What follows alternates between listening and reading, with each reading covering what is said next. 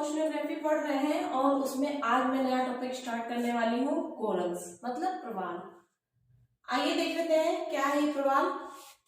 देखिए प्रवाल क्या है, सिलेंड्रेटा संघ के जंतुओं का महासागर में स्थित समूह प्रवाल कहलाता है। एकल सिंट्रेट प्रवाल पॉलिप कहलाते हैं।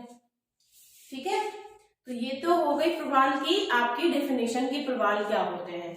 अब इन प्रवालों की विशेषताएं क्या है वो देख लीजिए। इनका जो शरीर होता है वो चूने का बना होता है।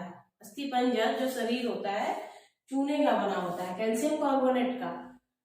छिद्रमय संरचना होती है जिसके कारण जल परिसंचरण इनके शरीर में होता है और ये जीवन जी पाते हैं। ये अपना खुद का एकाकी जीवन नहीं जीते हैं, ये एक सूक्ष्म शैले नामक शैवाल की वजह से जीवन जी पाते हैं। इनका सहजीवी संबंध होता है और उसकी वजह से चूंकि इनकी छिद्रमय संरचना होती है तो वो जो शैवाल होता है फोटोसिंथेसिस के थ्रू, प्रकाश संश्लेषण के थ्रू अपना कार्य करता है, उसी से उसको भी खाना मिलता है प्रवाल को। तो इस तरह इनका जीवन चलता है। ये जो रंगों वाले होते हैं, क्यों? क्योंकि शैवाल के कई कलर होते हैं, आप ये बात जानते हैं, इस वजह से ये रंगमय संरचना भी इनकी होती है। ठीक है, ये देखिए लिखा हुआ है। ये स्थावर जंतु होते हैं, मतलब चलने वाले नहीं होते, ये एक जगह पे स्थिर होते हैं क्योंकि इनका संबंध देखिए सहजीवी संबंध है शैवाल से, जुक्सन थैले नामक से। और आप ये बात जानते हैं कि इनको समुद्री वर्षावन कहा जाता है। क्यों कहा जाता है? क्योंकि बायोडायवर्सिटी में ये बहुत अच्छे होते हैं। जैसे हमारे यहाँ स्थल पर रेन फॉरेस्ट बोला जाता है, अमेजन में देखिए जंगल है, ब्राजील में है, तो उसी तरह इनको समुद्री वर्षावन कहा जाता है क्योंकि ये समुद्र के बायोडायवर्सिटी के रूप में जाने जाते हैं। देखिए सबसे बड़ा सामुद्रिक जैव विविधता कहाँ है? Great barrier reef. ये देखिए यहाँ पे ईस्ट में, किसके? ऑस्ट्रेलिया के। अब हम बात कर लेते हैं इनके विशेषताएं की, क्या कारण है, कैसे बनते हैं। आइए देखते हैं, दशाएं देख लेते हैं। विशेषताएं तो आपने देख ली। दोनों गोलार्धों में 25 डिग्री अक्षांश तक। देखिए सारी चीजें, सारी कहानी कहीं ना कहीं प्रकाश संश्लेषण से ही जुड़ा हुआ है। इसलिए जितनी बायोडायवर्सिटी है, देखिए मैंने पहले भी कहा है कि भूगोल को लिंक करके पढ़िए। देखिए आपने पहले भी पढ़ा है ना, वर्षावन कहाँ होते हैं, हमने उसमें पढ़ाया था 25 तक के अक्षांश तक के होते हैं। वार्म करंट और कोल्ड करंट, कोल्ड करंट की वजह से वेस्ट में 10 डिग्री अक्षांश तक रह जाते हैं और ईस्ट में 25 तक। स्थल वाले जो रेन फॉरेस्ट की बात की थी, तो आप यहाँ पे आ जाइए, यहाँ पे तो वार्म करंट चली रही है, तो 25 अक्षांश दोनों आप दोनों हेमिस्फीयर में कर लीजिए। तापमान 20 से 21 डिग्री। क्यों? क्योंकि आपने चक्रवात पढ़ा है, 25 डिग्री पर तो तूफान आ जाता है, समुद्री तूफान से लेके स्थलीय तूफान तक। इसलिए ये तो बिल्कुल देखिए कॉमन सेंस से पढ़िए। आप ये आइडिया लगा लीजिए कि 25 और 26 पे इतने भयानक टॉर्नेडो आ जाते हैं तो वो तो बहुत ही खराब सिचुएशन है, तो इससे कम ही होगा। इस तरह आपको याद होगा, चीजें याद जल्दी इसीलिए ऐसे ही की जाती हैं। ठीक है, तो 20 से 21 डिग्री तापमान होना चाहिए। गहराई की बात कर ले, फिर से मैं कह रही हूँ कि 100 फैथम तक की सारी एक्टिविटीज होती हैं, सारी चीजें, फोटोसिंथेसिस ही 100 फैथम तक होता है। तो इनकी मैक्सिमम लिमिट देखिए 100 फैथम है, बाकी 10 से 65 फैथम इनकी आइडियल सिचुएशन है, आदर्श स्थिति है। जल कैसा? देखिए सामान्य जल अगर बहुत साफ होगा तो उनको खाने पीने के लिए, पूरी तरह अगर गंदा है तो भी गड़बड़ है और पूरी तरह साफ है तो भी गड़बड़ है, क्योंकि उनके खाने के लिए पोषक तत्व तो भी नहीं मिलेंगे। तो इसलिए सामान्य जल होना चाहिए, ना अधिक लवणीय ना अधिक शुद्ध। इसीलिए देखिए आप ये कहाँ पा रहे हैं, वहां पे जहां पे इक्वेटर के आसपास 23.5 डिग्री तक हमारा इक्वेटर ही होता है, उसका 1-2 डिग्री 25 तक इतना फर्क नहीं पड़ता। वहां पे क्या होता है, प्रेसिपिटेशन भी ज्यादा है और एवेपोरेशन भी। एवेपोरेशन से ज्यादा प्रेसिपिटेशन है, तो वर्षा ज्यादा है। तो वहां पे देखिए लवणता मैंने आपको पढ़ा दिया है, वहां पे लवणता बहुत अधिक नहीं है। सब ट्रॉपिकल बेल्ट में सबसे ज्यादा लवणता है। सब ट्रॉपिकल बेल्ट आप जान रहे हैं 40 डिग्री तक है, 35 से 40, जो कि प्रेशर बेल्ट की वजह से शिफ्ट भी हो जाता है।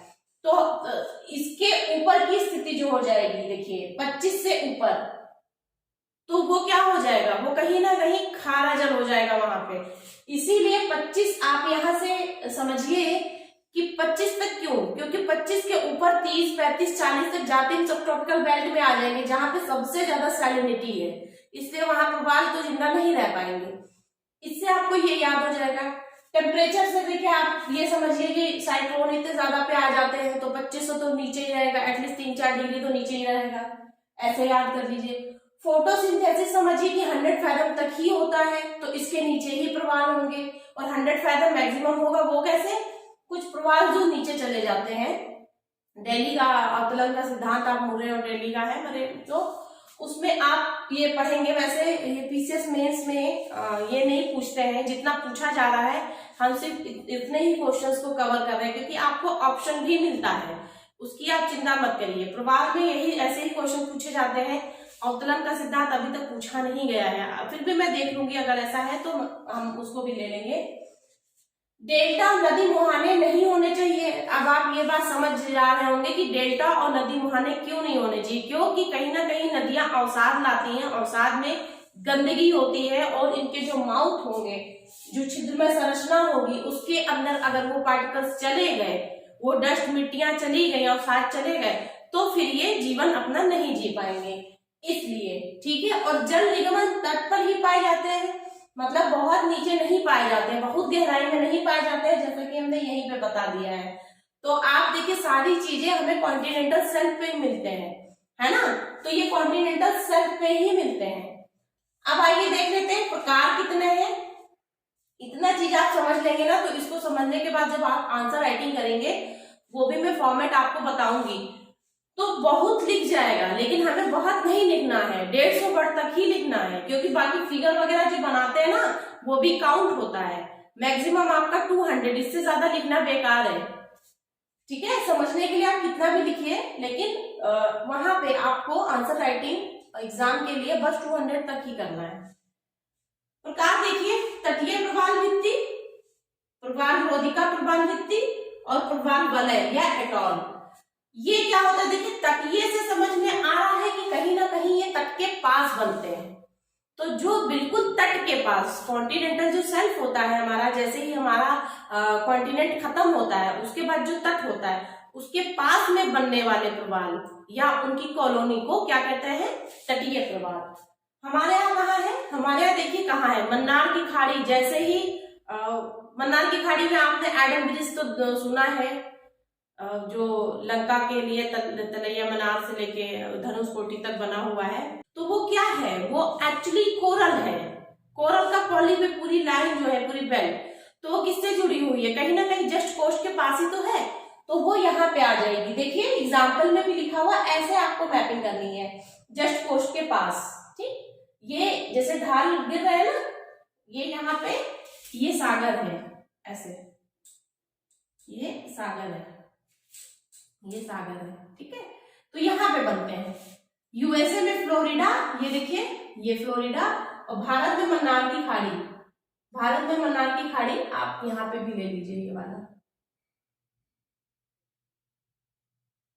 ठीक है, आइए प्रवाल रोधिका देखते हैं। प्रवाल रोधिका, अब जो तट पे बने वो तो तटीय में आ गए, लेकिन जो तट से थोड़े दूर बन रहे हैं, तट से काफी दूर बन रहे हैं, वो किस में आ जाती है, प्रवाल रोधिका में। यही सबसे बड़ा एग्जाम्पल, यही वाला जो प्रवाल रोधिका वाला है, विश्व का सबसे बड़ा कोरल पॉलिप का कॉलोनी है, प्रवाल भित्ति है। क्या है वो, ग्रेट बैरियर रीफ। कहाँ पे है, ऑस्ट्रेलिया के ईस्ट कोस्ट पे। देखिए ये बनाया हुआ है ऐसे मैप, आप ऑस्ट्रेलिया में देखेंगे जस्ट कोस्ट के दूर है, और ये कोस्ट के जस्ट पास है। आ रहे समझ में आपको? ठीक है, चलिए आगे देखते हैं। अब प्रवाल वलय क्या होता है? प्रवाल वलय, जब प्रवाल पूरी तरह किसी द्वीप को कवर कर ले, मतलब ऐसे एटॉल जो किसी द्वीप को चारों तरफ से घेर ले, कवर कर ले, वलय हो जाए, पड़ जाए। देखिए ये वलय सर्किल ही तो है, अगर लैंड को हटा दिया जाए तो देखिए सर्कल ही तो है, वलय ही तो है। इसमें द्वीप हो गया है, इसमें द्वीप। बुक्स में इसी तरीके का फिगर है, तो उसमें कंफ्यूजन होती है क्योंकि एक तरफ लैंड है। ठीक है, तो ये ऐसे है, ये सारे क्या है, कोरल है, इन्होंने कवर कर लिया है। तो इस तरीके की संरचना जहां बनती है उसको क्या कहते हैं, वलय एटॉल। ठीक है, ये फिजी द्वीप इसी टाइप का द्वीप है और दूसरा फुनाफुनी द्वीप इसी टाइप का एटॉल है। तो ये तो हो गए आपके एटॉल कितने प्रकार के हैं और एटॉल की सारी संरचना, कंडीशन, दशाएं। अब इनका विश्व वितरण देख लीजिए। रोधिका में आप इनको बता दीजिए। तटीय में ये देखिए मन्नार की खाड़ी, यहाँ पे जो हम धनुषकोटी से लेकर तलैया मनार श्रीलंका तक के एडम ब्रिज के रूप में जानते हैं, ये वो है। यहाँ देखिए सेशल्स है, ये देखिए लक्षद्वीप, मालदीव, ये भी दूर वाले ही हैं। सेशल्स है, फ्लोरिडा, ये तटीय है, हवाईयन। तो ये सारी चीजें अगर आप विश्व वितरण में इससे दिखा दे रहे हो, इतना मैपिंग कर देंगे तो बहुत सही है। चलिए देखिए नेक्स्ट हम देख लेते हैं प्रवाल विरंजन। तो चलिए अब हम प्रवाल विरंजन पढ़ लेते हैं। पहले आप प्रवाल के बारे में बताएंगे, इनकी विशेषता बताएंगे जो पहले क्वेश्चन में आपने किया है। उसके बाद आप इसको थोड़ा सा ज्यादा एक्सप्लेन करेंगे कि छिद्रमय संरचना के कारण जिनका जो शरीर होता है उसी से वो पोषक तत्व प्राप्त करते हैं, क्योंकि शैवाल क्या करते हैं, प्रकाश संश्लेषण से अपना भोजन बनाते हैं, उसी भोजन को कोरल भी प्राप्त करते हैं जिससे उनका जीवन चलता है। इस प्रकार कोरल के, शैवाल के जीवन अगर जैसे ही खतरे में आ जाता है वैसे ही कोरल के भी जीवन पे खतरा दिखलाई पड़ने लगता है। ये आप आगे अपनी लैंग्वेज में आंसर राइटिंग करिए। देखिए शैवालों से संजीवी संबंध के कारण प्रवाल जीवन पर ये आधारित होते हैं। इस प्रकार शैवाल जीवन खतरे में आते ही इनका जीवन भी खतरे में आ जाता है। तो वो क्या क्या कारण है, देखिए दो कारण है, एक तो प्राकृतिक कारण है और दूसरा मानव जनित कारण है। मानव जनित में देखिए ग्लोबल वार्मिंग का कॉन्सेप्ट एक ऐसा कॉन्सेप्ट है कि हर जगह लिंक होता है। जो कुछ भी लॉस हो रहा है, चाहे वो समुद्र के अंदर हो चाहे वो स्थल पे हो, हर जगह आप उसे आंख बंद करके रिलेट करिए, क्योंकि सब जीवन पे कहीं ना कहीं ग्लोबल वार्मिंग का असर हो रहा है। चाहे वो द्वीप हो, द्वीप डूबने हो, छोटे छोटे शहर डूब रहे हैं, द्वीप तो खैर कई, देखिए हमारा इंदिरा पॉइंट भले सुनामी में डूब गया, लेकिन इस तरह कितने सारे द्वीप डूब गए। खैर वो अलग इशू है, बाद में मैं बताऊंगी आपको। लेकिन कुल मिला के आप ग्लोबल वार्मिंग का कॉन्सेप्ट सब जगह डाल सकते हैं अगर किसी तरीके से पूछा जाए क्या लॉस है, लॉसेज में। तो ठीक है, इनके कारण में औद्योगिकरण, हम देखिए इंडस्ट्रियलाइजेशन बहुत तेजी से कर रहे हैं, उसकी वजह से क्या होता है, ऑयल रिफाइनरीज वगैरह कर रहे हैं, कोयले के, उससे सारा सब कुछ जो भी उनकी गंदगी होती है उनकी फैक्ट्री से सीधा जल में जाता है। जल में जाता है, गंदगी फैलती है, तो आप समझ रहे होंगे कि गंदगी की वजह से इनको लॉस होगा ही होगा। नगरीकरण, नगरीकरण से क्या मतलब, देखिए अब जब अर्बनाइजेशन होता है तो डिफॉरेस्टेशन भी होता है। डिफॉरेस्टेशन की वजह से सारी चीजें असंतुलित हो जाती हैं, कहीं ना कहीं उसकी वजह से भी जो भी टेम्परेचर में गंदगी है, प्रदूषण है, और वो नदियां उसमें कटान में ज्यादा कर रही है। भाई फॉरेस्ट होगा तो मृदा अपरदन नहीं होगा, फॉरेस्ट नहीं है तो मृदा अपरदन बहुत तेजी से होगा, जो अंततः कहा जाएगा नदियों के द्वारा सागरों में, तो वो भी गाद लाएंगे। उससे क्या होगा, छिद्र में संरचना होती है, भर जाएगा तो वो मर जाएंगे। ग्लोबल वार्मिंग आप समझ ही रहे हैं, ग्लोबल वार्मिंग हर जगह आपको डालना। आर्कहेटन ऐसी जगह पे है, जैसे लोग फिशिंग के लिए जाते हैं तो कुछ ऐसी जगह है जहाँ पे ये सारी इनकी कॉलोनीज है, तो इनको लॉस होता है, उनके आने जाने की वजह से नुकसान हो जाता है। कोई चट्टानें उनकी खराब हो जाती हैं, और लोग पर्यटन टूरिज्म में भी उसमें जाते हैं अंडर वाटर में। तो ये सारी चीजें बहुत ही ज्यादा रिस्ट्रिक्शन के साथ करना चाहिए, कहीं ना कहीं इनको लॉस होता है उन सब चीजों से। पोषणता में कमी, जब ये सारी चीजें होंगी तो सीधी सी बात है कि इनकी पोषणता में कमी आ जाएगी। जो भी इनको तत्व मिल रहे हैं उनके खाद्य के रूप में जल में, वो भी कहीं ना कहीं गंदगी में चले जाएंगे, और गंदगी हो जाएगी तो फिर उनकी पोषणता में कमी आएगी। प्राकृतिक में देखिए सोलर कलंक से बहुत ज्यादा फर्क नहीं पड़ता है, लेकिन ये भी एक कारण है, क्योंकि इंसुलेशन में अगर प्रॉब्लम आएगी तो फोटोसिंथेसिस करने में भी दिक्कत आएगी, जिसकी वजह से वो अपनी जीवन जो उन्हें पोषणता मिलनी चाहिए वो कम हो जाता है नेचुरल में। प्रवाह संक्रमण भी कभी कभी समुद्री जल स्तर ज्यादा गर्म हो जाता है, जिसकी वजह से उनमें संक्रमण फैल जाता है। अल नीनो पर घटना, अल नीनो क्या करता है, सीधी सी बात है, टेम्परेचर बढ़ा देता है। टेम्परेचर बढ़ाने की वजह से वो देखिए आदर्श स्थिति आपने जो भी पढ़ी थी उस स्थिति को बस पलट दीजिए, वो सारी चीजें भी आप यहीं पे लिख लीजिए। इसीलिए मैं कम कम देखे करा रही हूँ कि आप इस बात से डरिए मत, चीजें लिंक करके करेंगे बहुत लिख लेंगे आप। आदर्श कंडीशन आपने जो देखी जस्ट पलट दीजिए कि ये सारी चीजें होंगी तो प्रभाव नहीं होंगे, टेम्परेचर बढ़ जाएगा तो प्रभाव नहीं होंगे, बहुत ज्यादा साफ जल है तो भी प्रॉब्लम है, गंदगी हो गई लवणता हो गया, लवणता कैसे भी हो जाएगा, क्यों नहीं हो जाएगा। सब ट्रॉपिकल पेंट अगर आप दिखा दीजिए या ज्यादा लवण जा रहा है, वर्षा की मात्रा कम हो रही है, तो इन सब चीजों की वजह से क्या होगा, कहीं ना कहीं लवणता बढ़ जाएगा। समुद्री प्रदूषण बहुत तरीके से होता है। समुद्री प्रदूषण तेल रिसाव ही देखिए हो गया, ऑयल स्पिल हो गया तो क्या होता है कि वो ऑयल जो होता है पानी के द्वारा वो जब प्रकाश संश्लेषण करेंगे तो ऊपरी सतह वो तो सतह पे फैल जाएगी, तो फोटोसिंथेसिस करने में प्रॉब्लम होगी। और अगर कर भी लिया किसी तरह तो वो जो तेल है जो सतह पर है वो उनके मुख में जाएगा, जिससे वो उनका मुंह जो है माउथ बंद हो जाएगा। और शादीकरण तो आप समझ ही रहे हैं, नेचुरल तरीके से भी होता है और मैन मेड भी होता है, दोनों तरीके से होगा तो उनकी कहीं ना कहीं जो छिद्र संरचना है भर जाएगी, जिससे वो मर सकते हैं। विवर्तनिकी क्रिया प्लेट टेक्टोनिक एक्टिविटीज देखिए ना, भूकंप अगर आ गया तो भी प्रॉब्लम है, तली ऊपर उठ गई तो भी प्रॉब्लम है, वॉल्केनिक इरप्शन हो गया, भाई ज्वालामुखी उद्गार हो जाएगा तो इंसान मर जाते हैं, प्रवाल की क्या बात है। और महासागरों में भी क्या नहीं आते, वहां पर भी आते हैं, वहां पर भी वॉल्केनिक इरप्शन होता है, ज्वालामुखी उद्गार होता है। तो ये कारण आप इसमें और भी अपने मन से जैसे आंसर राइटिंग करेंगे 4 पॉइंट आप भी जोड़ लेंगे, ठीक है। तो इसकी चिंता बिल्कुल मत करिए, पहली वाली चीज से थोड़ा सा उठा लीजिए, स्थितियां पलट दीजिए, इसको उठाइए, वर्ल्ड मैप दिखाइए कहाँ कहाँ पे है।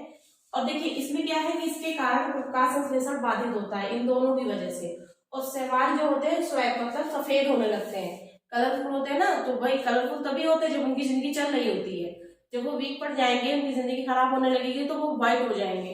उसी को क्या कहते हैं, पोलर ब्लीचिंग, प्रवाल विरंजन। शैवालों में संक्रमण द्वारा बीमारी क्या, जैसे बीमारी क्या क्या हो जाती है, ब्लैंड बैंड प्लेग इनमें भी होता है, कोरल और शैवाल प्लेग। कोरल उनमें गाद जब जमा होने लगता है तो उससे वो मरने लगते हैं। सबसे बड़ी बात तो यही है कि जितना भी आपने देखा है सब चीजों से यही चीज होती है, फोटोसिंथेसिस की वजह से प्रॉब्लम होती है और इसकी वजह से, बस इन दो मेन प्रॉब्लम की वजह से कोरल ब्लीचिंग होने लगती है। तो यहाँ आपने कोरल ब्लीचिंग पढ़ लिया है। अब हम आगे नेक्स्ट टॉपिक देखते हैं, हमारी ओशनोग्राफी ऑलमोस्ट खत्म होने वाली है, फिर हम स्टार्ट करते हैं आपका जियोमॉर्फोलॉजी। तो चैनल को सब्सक्राइब करिए, और अगर आपको फायदा हो रहा है तो बिल्कुल ये चैनल आगे बढ़ना चाहिए, और अगर नहीं भी आपको समझ में आ रहा है तो प्लीज सब्सक्राइब इसलिए करिए, हो सकता है किसी और को इतनी ही नीड हो, ठीक है, तो प्लीज सब्सक्राइब करिए।